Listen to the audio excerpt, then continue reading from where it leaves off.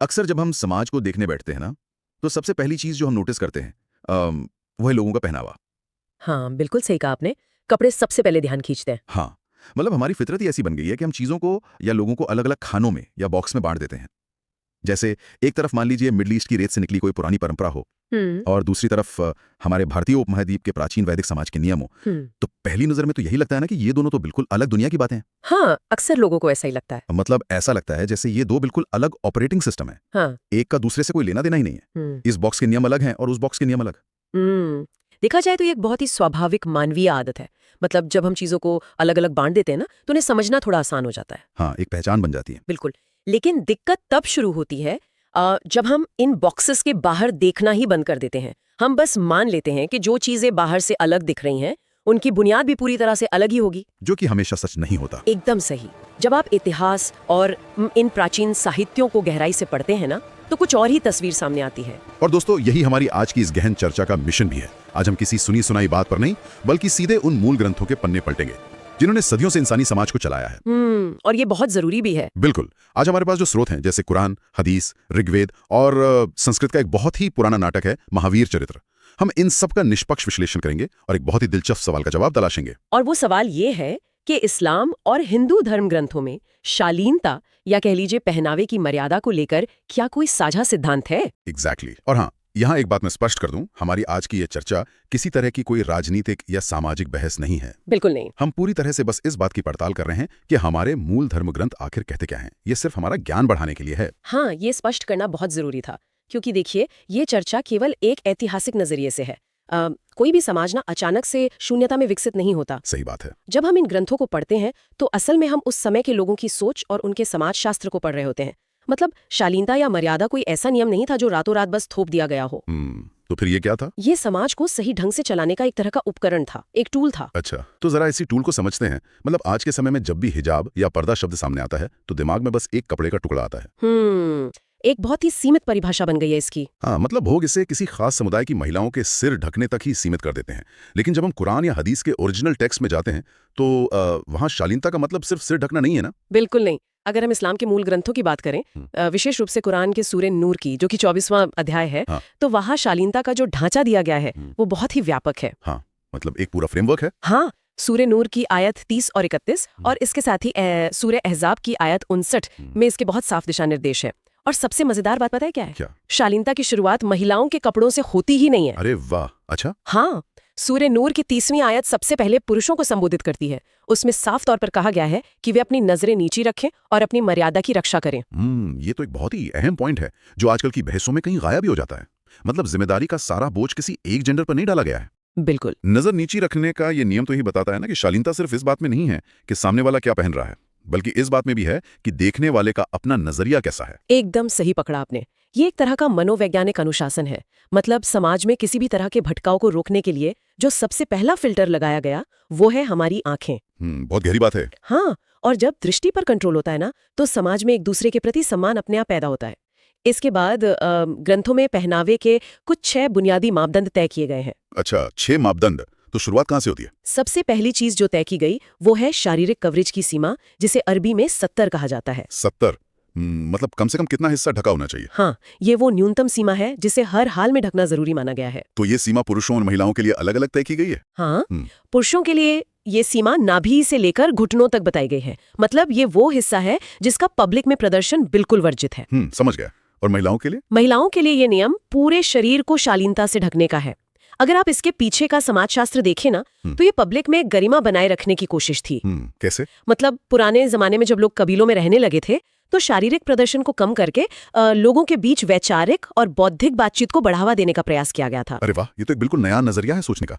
मतलब अगर कपड़े पहनने का मकसद सिर्फ शरीर को छुपाना ही होता, तो बात वहीं खत्म हो जाती। बिल्कुल। लेकिन बात सिर्फ शरीर ढकने की नहीं है। मुझे लगता है कपड़ों की जो बनावट है, उस पर भी कुछ नियम होंगे। हाँ, बहुत स्पष्ट नियम है। जैसे दूसरा नियम यह है कि कपड़े बहुत ज्यादा चुस्त या टाइट नहीं होने चाहिए। हाँ, मतलब शरीर से चिपके हुए नहीं होने चाहिए। एग्जैक्टली। क्योंकि अगर कोई इंसान ऐसे टाइट कपड़े पहनता है जो उसके शरीर के आकार को ही पूरा दिखा दे, तो फिर कपड़े पहनने का जो असली मकसद था ना, वो तो फेल हो गया। बिल्कुल फेल हो गया। वो जो शारीरिक आकर्षण को पीछे रखने का मकसद था, वो तो खत्म ही हो गया। इसी को रोकने के लिए ग्रंथों में कपड़ों की बनावट को लेकर नियम है। और टाइट कपड़ों के अलावा तीसरा महत्वपूर्ण नियम ये है कि कपड़े ट्रांसपेरेंट या पारदर्शी नहीं होने चाहिए। मतलब इतने पतले ना हो कि उनके आर पार देखा जा सके। हाँ, इसके पीछे का लॉजिक बहुत प्रैक्टिकल था। अगर आपका पहनावा ऐसा है जो शरीर को ढकने का सिर्फ नाटक कर रहा है लेकिन असल में कुछ छुप नहीं रहा है, तो वो शालीनता नहीं है। ये तो कुछ ऐसा हुआ कि आपने अपनी खिड़की पर पर्दा तो लगा दिया, लेकिन वो पर्दा इतना पतला और पारदर्शी है कि बाहर वाले सब कुछ अंदर का देख पा रहे हैं। बिल्कुल सटीक उदाहरण दिया आपने। ऐसे पर्दे का तो कोई मतलब ही नहीं रह जाता। सही बात है। अच्छा, इसके अलावा और क्या नियम है? चौथा नियम ये है कि कपड़े बहुत भड़कीले या ग्लैमरस नहीं होने चाहिए। हाँ, अब यहाँ भड़कीला होने का क्या पैमाना है? मतलब क्या लोग अच्छे कपड़े नहीं पहन सकते? नहीं, अच्छे और साफ कपड़े पहनने से कोई मना ही नहीं है। यहाँ भड़कीले से मतलब ऐसे कपड़ों से है जिनका बस एक ही मकसद हो, सामने वाले का ध्यान जबरदस्ती अपनी तरफ खींचना। ओह, मतलब ऑपोजिट जेंडर को आकर्षित करने के लिए जो कपड़े पहने जाएं। हाँ, प्राचीन सभ्यताओं ने ना हमारी पब्लिक लाइफ और प्राइवेट लाइफ के बीच एक बहुत साफ लकीर खींची थी। उनका मानना था कि जब आप पब्लिक में हैं तो आपकी पहचान आपके काम और आपके विचारों से होनी चाहिए, ना कि आपके शारीरिक आकर्षण से। इसलिए ऐसे कपड़े जो जानबूझकर लोगों की नजरें खींचे, उन्हें मर्यादा के खिलाफ माना गया। ये तो मुझे किसी कॉर्पोरेट ऑफिस या स्कूल के सख्त ड्रेस कोड की तरह लग रहा है। बिल्कुल। मतलब ये पब्लिक स्पेस को एक न्यूट्रल जोन बनाने की कोशिश है, जहां लोग बिना किसी अट्रैक्शन या डिस्ट्रैक्शन के काम कर सकें। एकदम सही। और इसके बाद एक पांचवा बहुत सख्त नियम भी है जेंडर और पहनावे को लेकर। वो क्या है? विपरीत जेंडर के कपड़े ना पहनना। मतलब पुरुषों के लिए महिलाओं वाले कपड़े और महिलाओं के लिए पुरुषों वाले कपड़े पहनना वर्जित है। इसके पीछे क्या वजह रही होगी? देखिए, हर समाज अपने लिए कुछ नियम बनाता है ताकि लोगों की भूमिकाएं साफ रहें। जेंडर के हिसाब से कपड़ों को अलग रखना सिर्फ एक फैशन का मामला नहीं था। ये उस समाज की व्यवस्था का एक बहुत जरूरी हिस्सा था ताकि कोई सामाजिक कंफ्यूजन ना फैले। तो अगर हम इन सब बातों को एक साथ रखकर देखें तो ये साफ हो जाता है कि हिजाब या शालीनता महज सिर पे रखा कोई कपड़ा नहीं है।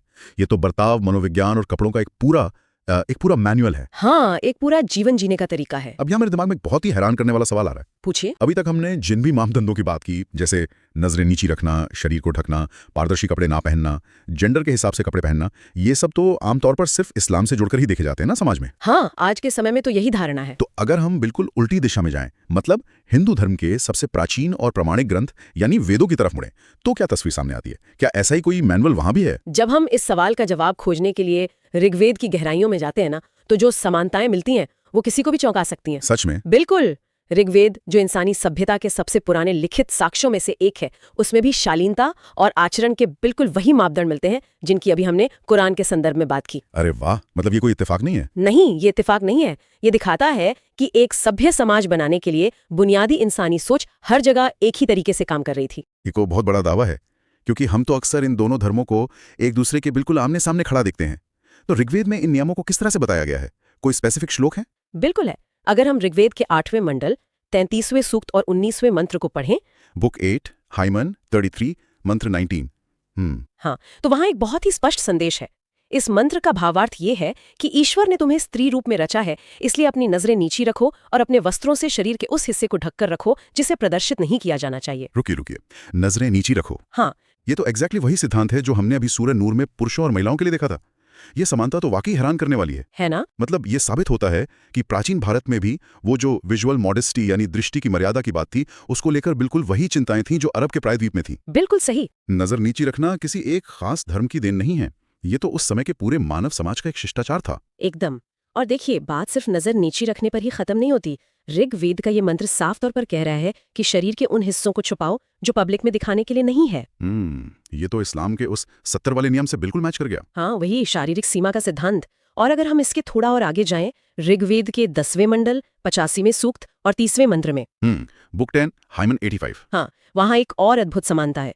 उस मंत्र में एकदम साफ निर्देश है कि पुरुषों को महिलाओं के वस्त्र नहीं धारण करने चाहिए। अरे, मतलब वो जो 5वां नियम हमने डिस्कस किया था इस्लाम का कि विपरीत जेंडर के कपड़े ना पहने, वो ऋग्वेद में भी वैसा का वैसा ही लिखा है? बिल्कुल वैसा ही। वैदिक समाज में भी पुरुषों का औरतों वाले कपड़े पहनना एक्सेप्टेबल नहीं था। सोचिए जरा, ये तो ऐसा जैसे दो बिल्कुल अलग अलग ऑपरेटिंग सिस्टम्स में एकदम एक जैसा सॉफ्टवेयर कोड मिल गया हो। हाँ, बहुत सही तुलना की आपने। मतलब इतनी दूरी, भाषा अलग, भूगोल अलग, लेकिन समाज को अनुशासित करने की जो उनकी सोशल इंजीनियरिंग थी वो लगभग एक जैसी ही थी। हाँ, और ये सोशल इंजीनियरिंग की एक बहुत ही गहरी समझ को दिखाता है।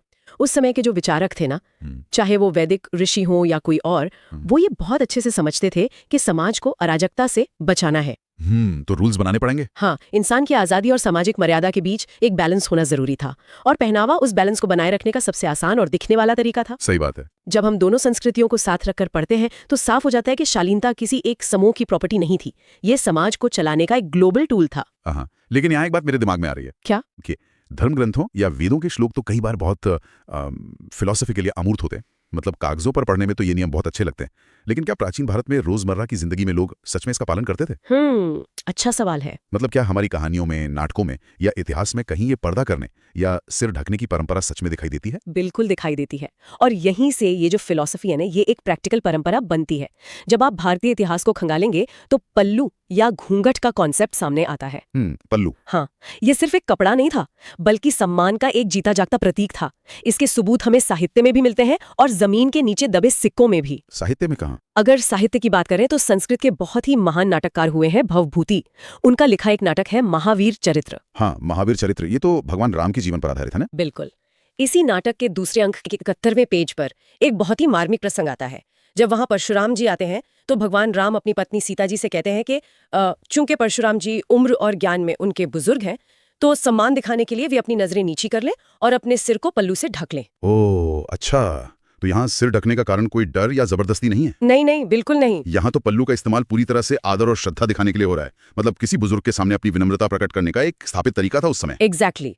ये सम्मान की एक भाषा थी जिसे उस वक्त का पूरा समाज समझता था। इसका मतलब है कि सिर ढकना हमारी प्राचीन भारतीय पारिवारिक व्यवस्था का ही एक हिस्सा था। हाँ, और इसकी पुष्टि सिर्फ ये नाटक नहीं करता, इतिहास भी करता है। खुदाई में पुराने जमाने के कई ऐसे सिक्के मिले हैं जिन पर महिलाओं को सिर पर पल्लू लिए या कपड़ा ओढ़े हुए दिखाया गया है।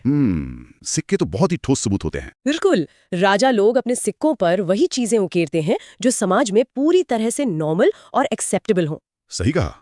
ये साबित करता है कि ये सिर ढकने की परंपरा सिर्फ महलों तक सीमित नहीं थी, बल्कि आम लोगों की जिंदगी का हिस्सा थी। बिल्कुल। तो अब यहाँ एक ऐसा सवाल उठता है जिसे हम इग्नोर नहीं कर सकते। बताइए। अगर सिर ढकने की ये परंपरा या नजरें नीचे रखने का ये नियम भारतीय इतिहास और हिंदू धर्म ग्रंथों में इतने गहरे रचे बसे हैं, तो फिर आज के समय में ऐसा क्या हो गया? हमने शालीनता या सिर ढकने को सिर्फ इस्लाम की पहचान क्यों मान लिया है?